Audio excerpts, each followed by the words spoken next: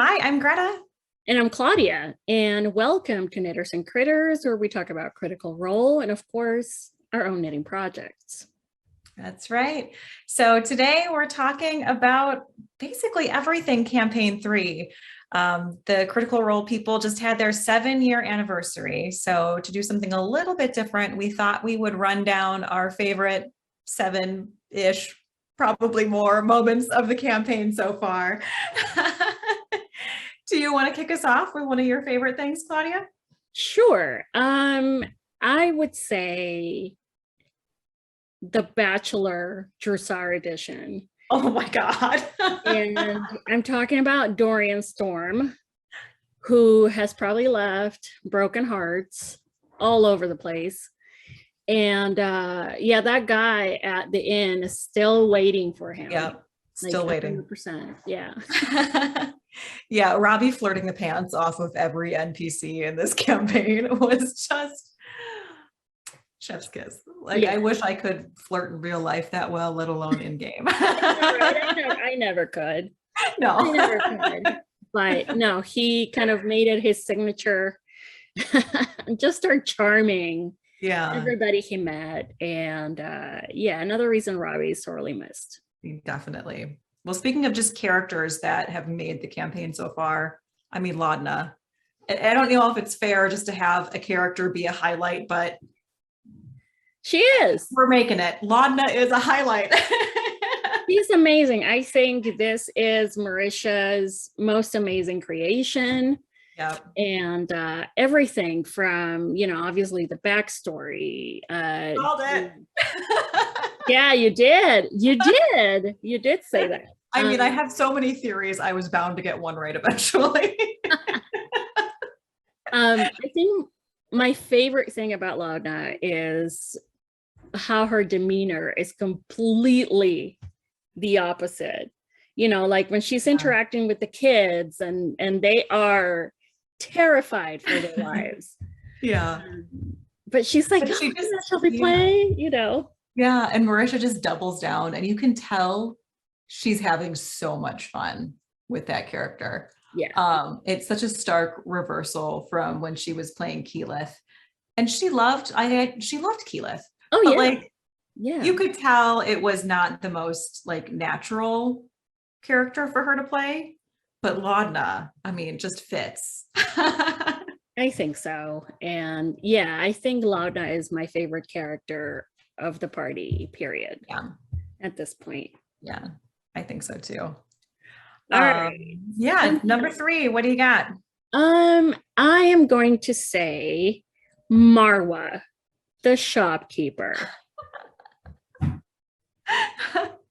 We were coming up with this list and somehow I forgot about Marwa. I cannot believe that happened, but she is delightful. She is. Yeah. And like such a reversal for Matt from like playing the previous shop owners that he has. And then suddenly you have like Marwa, who's like not really interested in running a shop, but she seems trapped there anyway. Yeah. Yeah.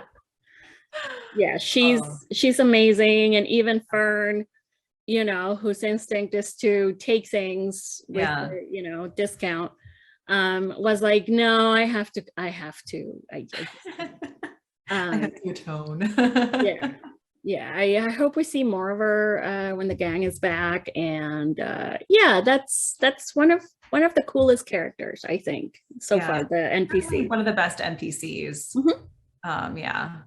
Well, speaking of Fern, it kind of leads us into number 4, which is the fact that so many Exandria Unlimited characters got included in this game. Yeah. Fern, obviously, Orem and Dearly Departed Robbie. I mean, hopefully he'll come back someday, but yeah.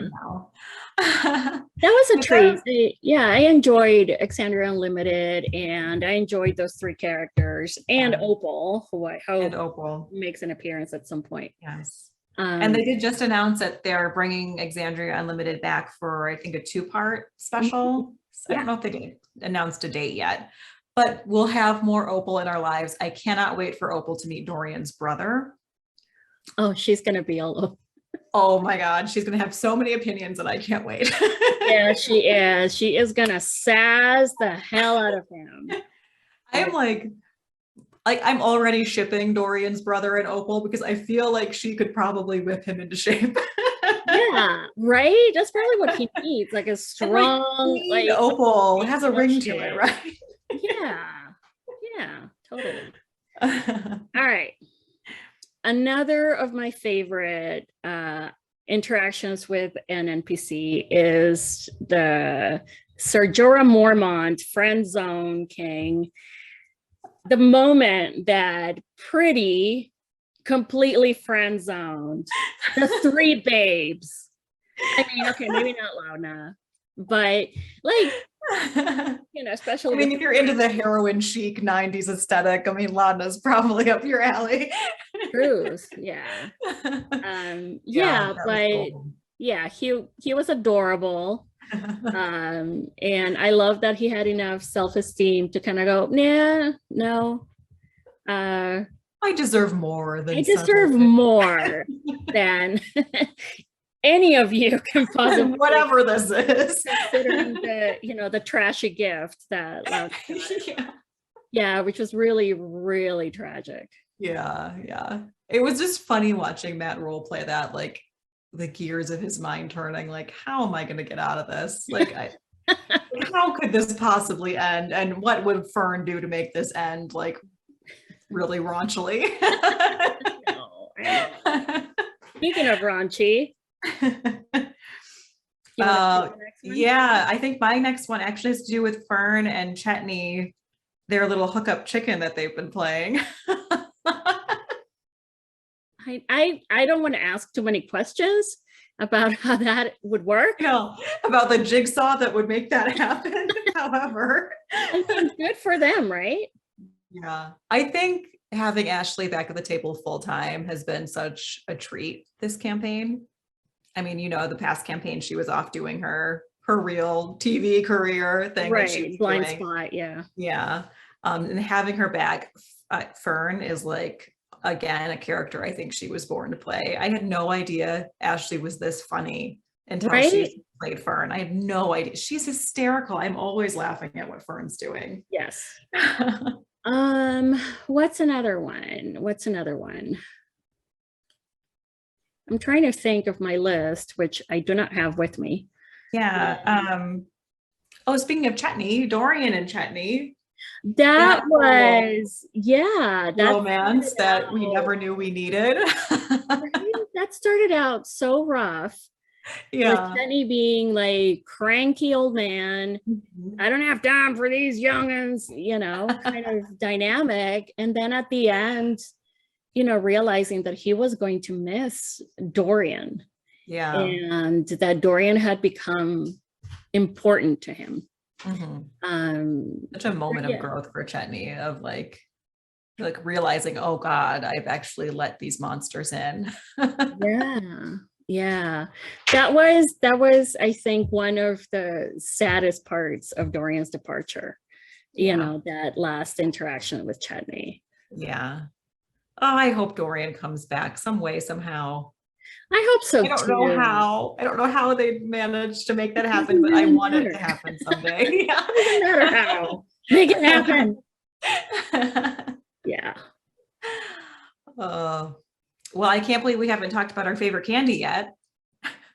The unexpected shade that no one knew was going to happen. Is it with these big guys? With Werthers. I love Werthers. I love Werthers too. So does my son, which is the reason I don't have any with me, because he ate the rest of them. He ate all of them. Yeah. He also got a bag for his birthday. Like on top of like the mountain that you brought home from Florida. Oh yeah. Well, everybody kind of partook of that. Yeah. But my sister-in-law actually sent him for his birthday, which was the end of February, sent him a bag of Werthers. I'm like, how did you know he liked it? Has she been watching our broadcast? Of course, maybe that's why. But and he was very happy about that. So yeah. Oh, so nice. Yeah. Well, I think that's all for campaign 3 that we had listed, but I am curious, what is your favorite moment just in general from Critical Role, from any of the campaigns? Do you have any standout moments? I would say one of my all-time favorite moments is when Yasha is rescuing Bo, I think, and she carries her while she's flying. Yeah. From campaign 2. Yeah. And I just love that, like their relationship. The beginning was just so tentative, like neither of them wanting, like to ruin this group or ruin this friendship. Yeah. And that was just adorable. That was adorable. It was so funny because I think if I remember correctly, like Travis was role playing a lot of their early flirty interactions because Ashley wasn't there. So he was like, as Yasha, pretending to like flirt with Bo, probably just to mess with her, like, and then it actually went somewhere. They like went with it, which I just thought was really, really adorable. For me, God, it's like tied for 2 Laura Bailey moments. I think from campaign 1, when Percy and Vex like finally hook up, and Percy's like going through all this and like trying to like work up the courage, and he's got like all this wine and he's prepared for like this 5-minute spiel that only Taliesin could do. And then he knocks on the door like ready to say the thing, and she's just naked. Opens the door, butt naked. And then my other one was of Laura's character Jester from campaign 2, when she sprinkled the dust of deliciousness on the cupcake and like blew up that encounter for Matt. Yeah. She's so freaking quick on her feet. She really is. She really is. Yeah, I had those 2 up there as well. Yeah. When she undid the curse on Not. Yeah. Everybody was expecting like this huge battle, and it's like, no, that's not gonna happen because Jester has a cupcake. Yep. That's all she needs. That's all she needs.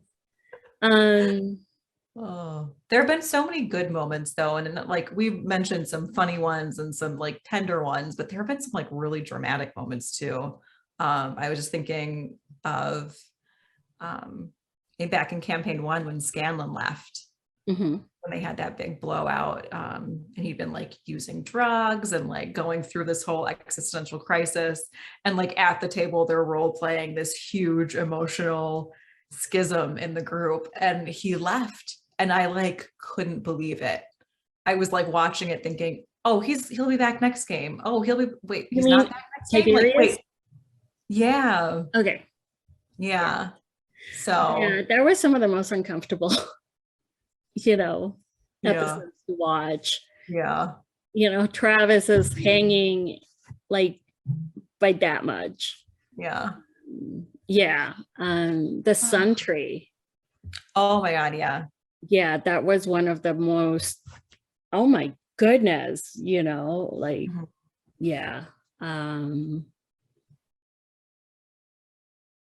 Also when Vax, spoiler alert, when Vax dies, and like that's just it, and like that's how Liam kind of wanted that character to end, but like just watching him go, and then like Keyleth not really getting her happy ending, and then the other twin being left behind. Oh, it was heartbreaking. That was heartbreaking. Campaign 1 had some dark moments, man. Oh yeah, definitely. I mean, you take the good with the bad, and if you watch the Dalen's Closet one shot, you get a couple of minutes of Vax coming back, which was one of Sam's greatest decisions.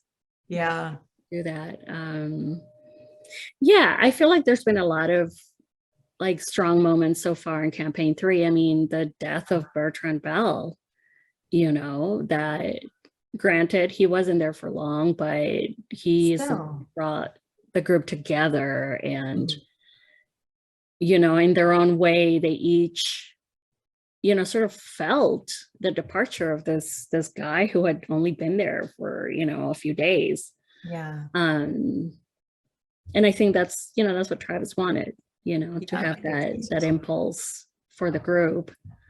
So they would I have think it's someone to also really, avenge. really needed because Yeah, there's such a chaotic group, and we've talked about it before. Like it seems like there's no one clear voice or leader in the group yet. Um, and so I think I'm not sure without Bertrand having died the way that he did, if like how they would be still together right. as a group.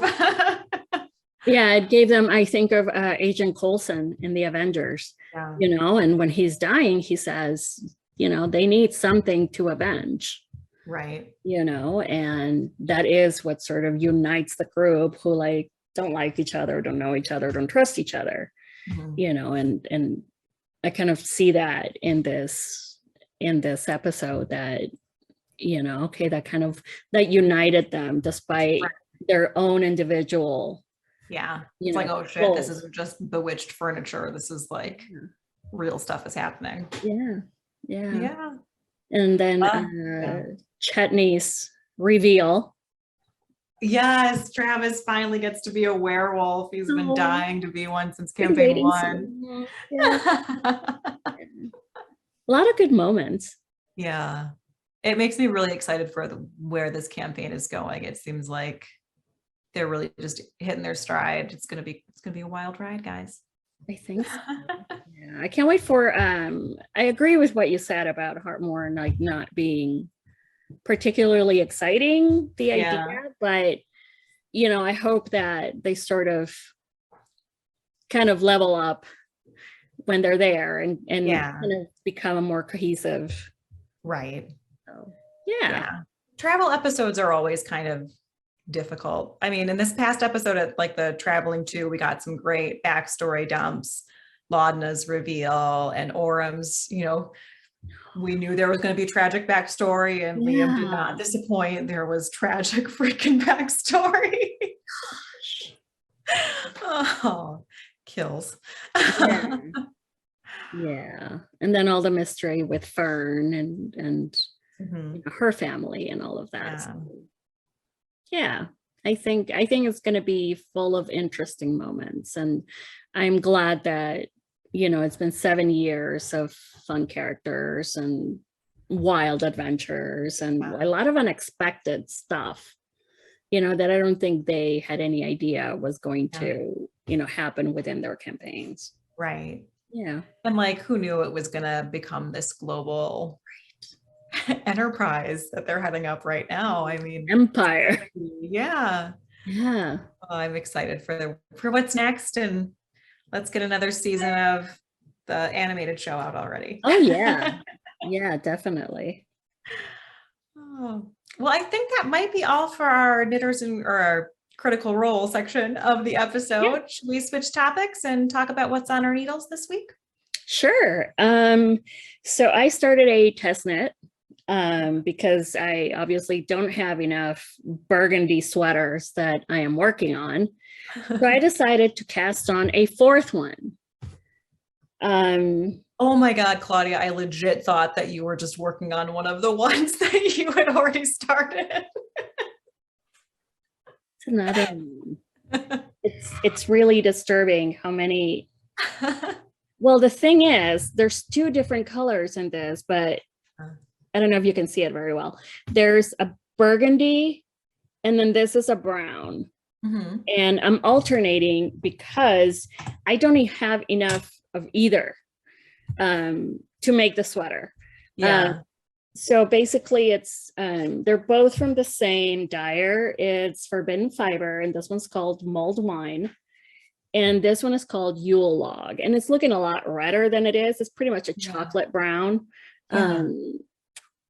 Yeah, I mean, yeah. I saw the picture you put up on Instagram. It looks really pretty. Yeah.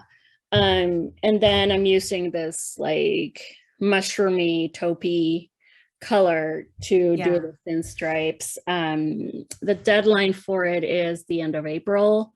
Oh, okay. So I've been working on, I've gotten a good chunk in. I think I'm going to do a few more sections before I bind off.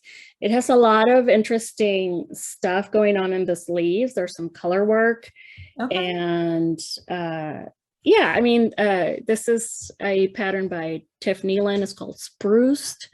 And Tiff is the lady that designed my Cloves Oh, Entwined. yeah. So, you know, she does a really good job writing patterns. They're always very clear, very well explained, everything. So when I saw the sweater, it just looks like kind of like a sweatshirt alternative, like, you know, Tim Gunn would say. What's your sweatshirt alternative? It's a drop shoulder. It just looks very comfy, very casual. Yeah. So, yeah. How about you? How's that Right. cape? Well, what was that?